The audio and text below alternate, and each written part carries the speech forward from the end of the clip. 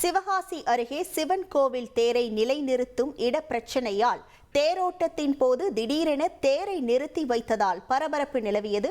கூடுதல் விவரங்களோடு இணைகிறார் நமது செய்தியாளர் சுதீர். வணக்கம் சுதீர், இது தொடர்பான முழு விவரங்கள். சிவகாசி அருகே விஸ்வநாதர் விசாலாட்சி அம்மன் சமேத திருக்கோயில் கிட்டத்தட்ட ஒரு 800 ஆண்டு பழமையான ஒரு சிவன் கோயில் உள்ளது.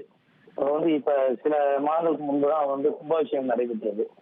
அப்ப அந்த கும்பாபிஷேகத்தின் போது ஏற்கனவே கிழக்கு, மேற்கு, தெற்கு பகுதியில 3 வாயில் உள்ளது. இதுல இப்ப வடக்கு பகுதியில ஒரு புதுசா ஒரு நுழைவாயில் ஒண்ணு அமைக்கப்பட்டாங்க. வழக்கமா அந்த கோயில்ல உள்ள தேர் நகராட்சிக்கு சொந்தமான ஒரு பொது இடத்துலதான் நிறுத்தி வச்சிருந்தாங்க. அது பாத்தீங்கன்னா பாதுகாப்பான முறையில இல்லாத காரணத்தினால வடக்கு பகுதியில அந்த நுழைவாயில் பக்கத்திலேயே அந்த தேரை நிப்பாட்டலாம் அப்படின்னு ஏற்கனவே தமிழகத்துறை சார்பா ஏற்பாடு பண்ணியிருந்தாங்க.